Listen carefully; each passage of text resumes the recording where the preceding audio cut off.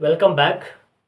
ఇప్పుడు మనం ఒక క్రైమ్ స్టోరీ గురించి తెలుసుకుందాం. క్రైమ్ స్టోరీ జనవరి 10, 2026 జరిగింది. దాదాపు 12 రోజుల పాటు నిరంతరంగా 200 మంది పోలీసులు ఈ 12 రోజులు 6 రాష్ట్రాలు దాదాపు 1000 కిలోమీటర్లు తిరిగి ఎట్టకేలకు ఈ దుండగులను పట్టుకున్నారు.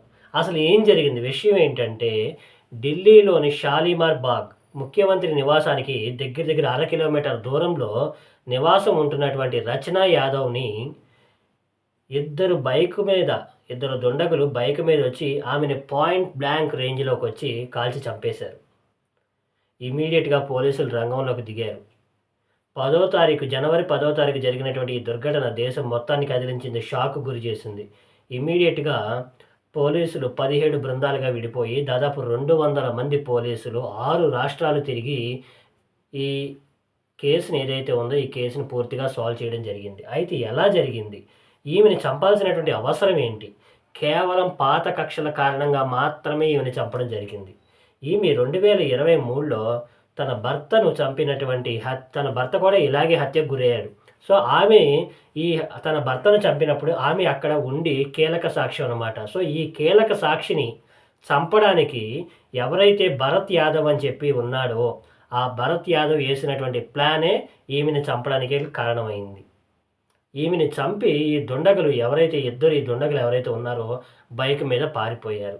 పోలీసులు అత్యంత చాకచక్యంగా ఆర్టిఫిషియల్ ఇంటెలిజెన్స్‌ను ఉపయోగించి ఈ ముఖ చిత్రాలను ఎవరైతే ఇద్దరు చంపేశారో ఆ సీసీటీవీ ఫుటేజ్‌ల ఆధారంగా తీసుకొని వీళ్ళని ఆర్టిఫిషియల్ ఇంటెలిజెన్స్ టూల్స్‌ని యూజ్ చేసుకొని వాళ్ళ ముఖ చిత్రాలని రకరకాల యాంగిల్స్ ద్వారా ట్రై చేసి ఫైనల్‌గా ఆ ముఖ చిత్రాలను పట్టుకొని దాదాపు నేపాల్ బోర్డర్ వరకు పరిగెత్తుకుంటూ వెళ్ళి ఆళ్ళిద్దరిని ఎవరైతే ఆమెను షూట్ చేసి చంపినటువంటి నిఖిల్ అనే మర్డరర్‌ని, అలాగే భరత్ యాదవ్ అని ఇద్దరిని నేపాల్ బోర్డర్‌లో ఒక చిన్న గుడిసెలో ఉండగా అక్కడ పట్టుకున్నారు. సో, చూడండి, ఢిల్లీలో జరిగినటువంటి ఈ ఉదంతం నేపాల్ దాకా 6 రాష్ట్రాలు పరిగెత్తుకొని పారిపోయి వాళ్ళ నేపాల్‌లో తలదాచుకొనుంటే అక్కడికెళ్ళి పోలీసులు పట్టుకున్నారు.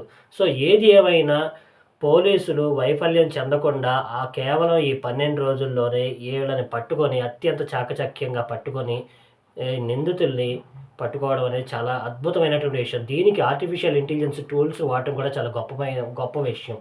సో, ఏదేమైనా సరే ఈ రచనా యాదవ్ కుటుంబానికి న్యాయం జరిగిందని నేను అనుకుంటున్నాను. దీని మీద మీ అభిప్రాయం ఏంటి? కామెంట్స్‌లో చెప్పండి. వచ్చే వీడియోలో కలుద్దాం. Thank you.